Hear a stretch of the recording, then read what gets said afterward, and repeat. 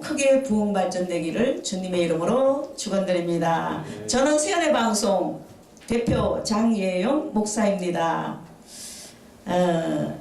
성경 말씀에 보면은 갈라디아서에 보면은 사람이 무엇으로 심든지 심은 대로 거둔다 그랬습니다. 많이 심는 자는 많이 거둘 것이고 적게 심는 자는 적게 거둘 것이고 또 사람이 행한 대로 하나님께서 갚아주시는 겁니다. 그래서 오늘 본문에 보면은 서론에 보면은 인과응보라는 말이 있습니다. 사람의 행위에 따라 보응이 있다는 말입니다. 옛날부터 사람들은 선을 장려하고 악을 경계하였습니다. 우리나라 전래 동화의 상당 부분이 이러한 인과응보를 주제로 하고 있습니다. 그러나 세상 모든 사람들이 현실적으로 인과응보의 적용을 받는 것은 아닙니다. 세상은 반드시 선을 행한 자가 잘되고 악을 행한 자가 잘되지 못하는 것은 아닙니다. 오히려 반대인 경우도 많습니다. 왜 이런 결과가 생길까요?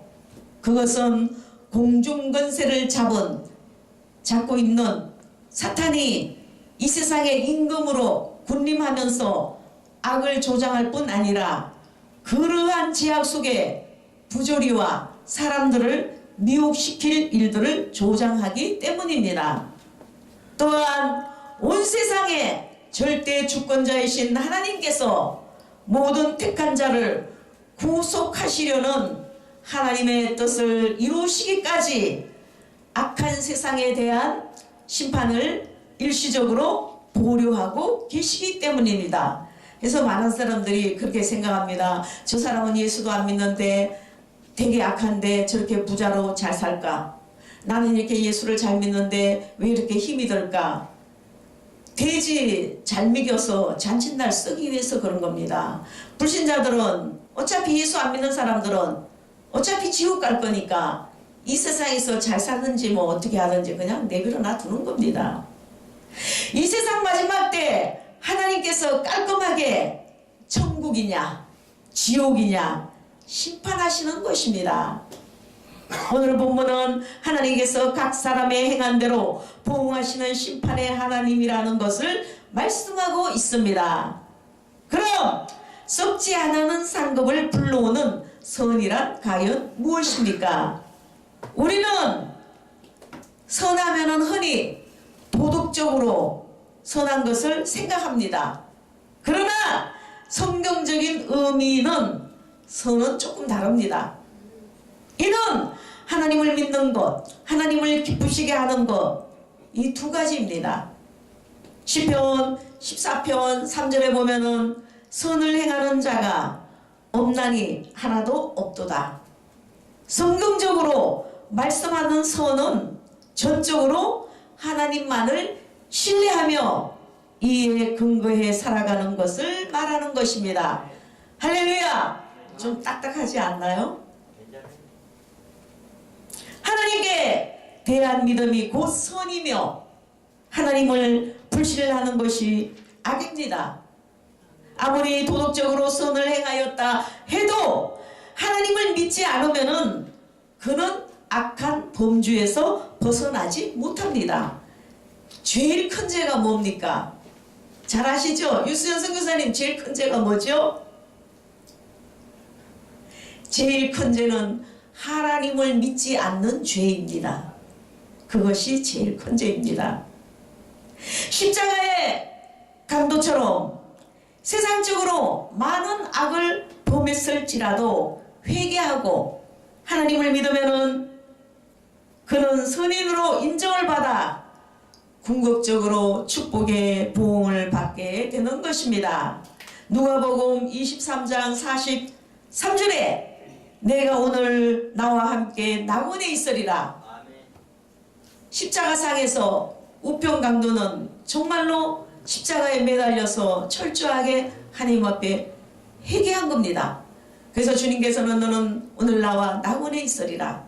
이렇게 주님께서 그를 부끄러운 구원이라도 구원시켜 주신 것입니다. 이 말씀을 기억하면서 믿음이 하나님을 기쁘시게 하며 이것이 바로 선인 겁니다. 그래서 히브리서 11장 6절에 믿음이 없이는 기쁘시게 못하나니 하나님께 나아가는 자는 반드시 그가 계신 것과 또한 자기를 찾는 자들에게 상 주시는 이심을 믿어야 할지니 하였습니다. 두 번째, 이웃에게 친절을 베푸는 것. 예수님은 마태복음 10장 42절에 누구든지 제자의 이름으로 이 소자 중 하나에게 냉수 한 그릇이라도 주는 자는 내가 진실로 너희에게 이르노니 그 사람이 결단코 상을 잃지 아니하리라고 말씀하셨습니다. 또 영생과 영벌 처하실 것을 비유해 주셨고 줄일 때에 먹을 것을 주고 목마를 때에 마실 것을 주고 나그네 되었을 때에 영접하고 벗었을 때에 옷을 입혀주고 옥에 갇혔을 때에 와서 보았다는 것입니다. 바로 이러한 일을 한 것은 주님께 하는 것입니다. 할렐루야.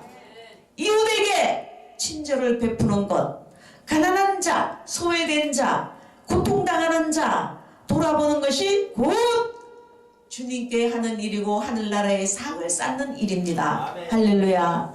이것이 선한 일입니다. 주님 안에서 하나님께서 기뻐하시는 일입니다.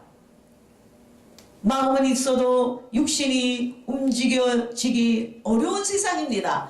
마음은 막 뭐 어떻게 하고 싶어요. 좋은 일을 많이 하고 싶어요. 그러나 물질도 그렇고 또 시간도 그렇고 그렇잖아요. 그래서 믿음은 행하고 함께 일하고 행함으로 믿음이 온전케 되는 법입니다. 할렐루야. 세 번째, 끝까지 인내하는 것. 인내는 참 힘든 거죠.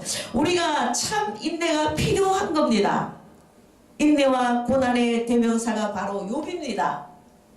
어쩌면 인내하다가 천국 갈지도 모르겠네요. 참 인내는 괴로워요. 욥은 사람이 겪을 수 있는 모든 재앙과 고통을 까닭없이 그것도 한꺼번에 당했습니다.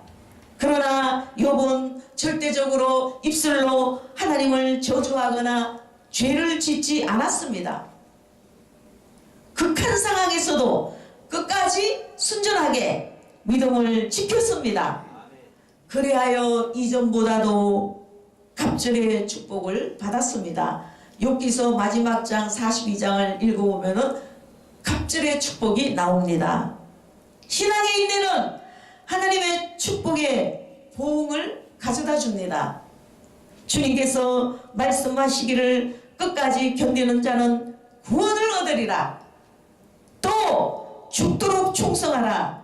그리하면 내가 생명의 면류관을 내게 주리라. 계시록 2장 10절 말씀.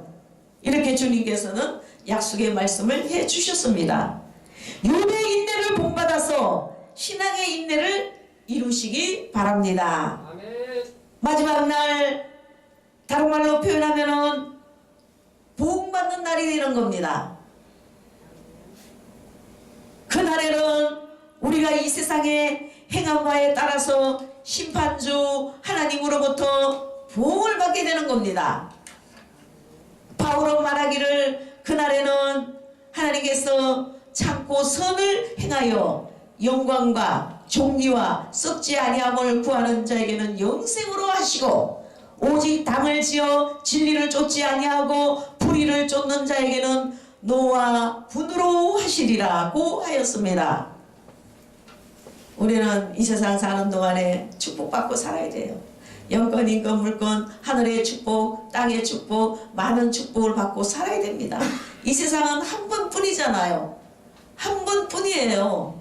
이제 이 세상 떠나가면 두 번 다시 이 세상은 오는 게 아닙니다. 죽고 나면 천국을 가든지 지옥을 가든지 둘 중에 하나가 될 것입니다. 우리는 모두 다 천국에 다 가고 또 남을 것입니다. 할렐루야. 그래서 우리는 복된 보응을 받기 위해서는 참고 선을 행해야 되겠죠. 그리하여 영원한 하나를 나라를 소유해야 됩니다. 천국에 할 수만 있으면은 좋은 자리를 가야 됩니다. 그래서 모두가 다 천국에 좋은 자리를 가시고 천국을 소유할 수 있도록 주 예수님의 이름으로 축원드립니다. 할렐루야. 아멘. 감사합니다. 하나님께